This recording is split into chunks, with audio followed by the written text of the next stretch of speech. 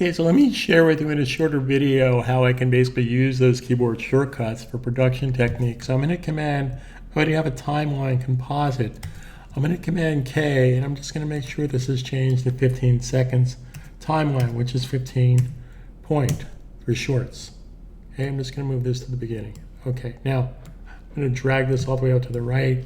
So I have my full work area. Anytime you adjust these, this is your work area that you're visually seeing. It has nothing to do with your output by default.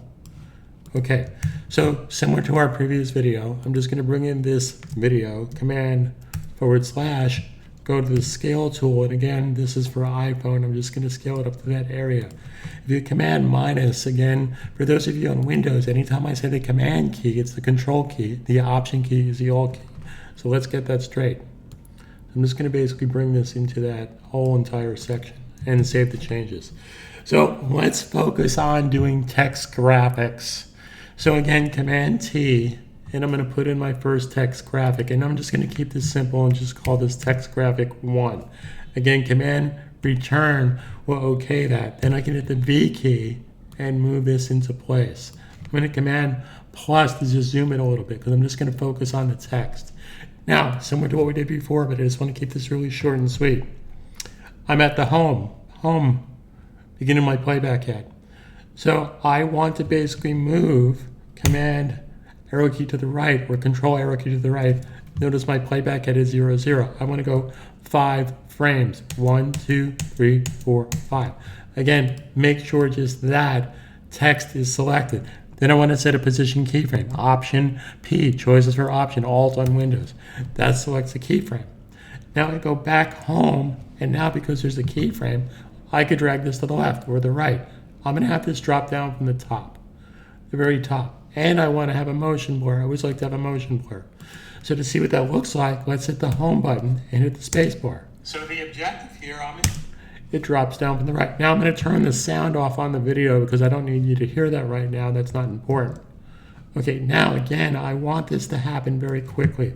Maybe I want this to be every 2 seconds. So how can I accomplish this? Well, I can guess and drag my playback head out to 2 seconds, but if I want it exactly 2 seconds, I enter Option Shift J, 2 point. And we're going to trim the text of that playback head. Again, Option right bracket. The right bracket, the left bracket is next to the OP. It's OP left right. Right bracket does the right side of the layer. Left bracket does the left side of the based on where my playback head is.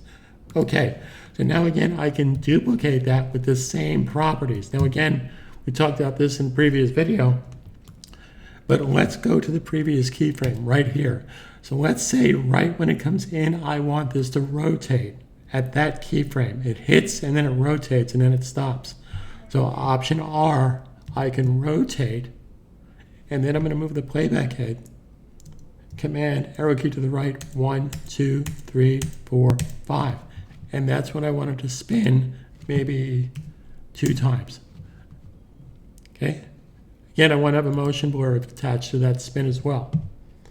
So now, when I hit home and I hit play, it's going to come and spin and stop. And that's exactly what I want for the rest of my text. Don't put every effect that you could think of on something.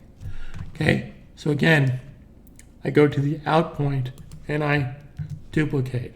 What do I do next? Go to the layer that I want to affect. In order to affect, I need to select and hit the left bracket. Now again, give yourself a little bit of breathing room. I'm just going to drag out and I'm simply call this 2. And again, Command Return. So then I could duplicate that, go to the out point, hit the left bracket, move it in a little bit so I can see my text, and I'm going to type in 3. Again, Command Return. Same thing here.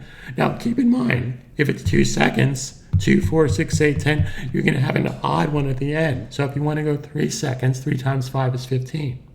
So how can I do that? Well, let's say that I do want to change everything from 2 seconds to 3 seconds.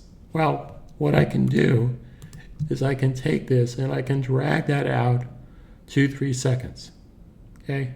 Now, if I'm not sure exactly where 3 seconds is, I can move my playback head, Option Shift J, and say 3 seconds. So I'm going to drag everything out. By selecting all three, I can either drag a marquee or I can shift select. So I can select, shift select, shift select. And I'm going to select the tail end and drag that out. And if I hold down the shift key, it'll snap right to that playback end. Now, how do I fix this? Well, I go to the out point, which I'm at, go here, and hit the left bracket key. Go to the out point, select, and hit the left bracket key.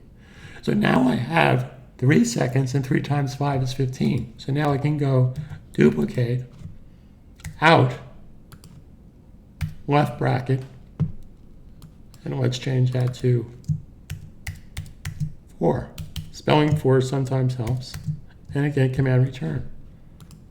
Duplicate, go out, hit the left bracket, move in just a little bit, and type in 5.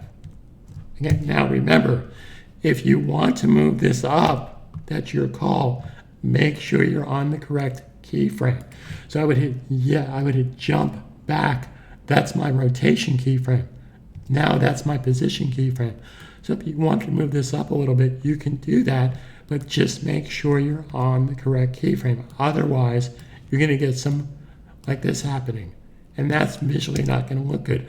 I think motion graphics should move very quickly. Okay? So if you wanted to end up there, then kill that keyframe. Jump back to that keyframe J, and then move it into position. And that's basically text shortcuts in a simple, shorter video. Thanks for being here.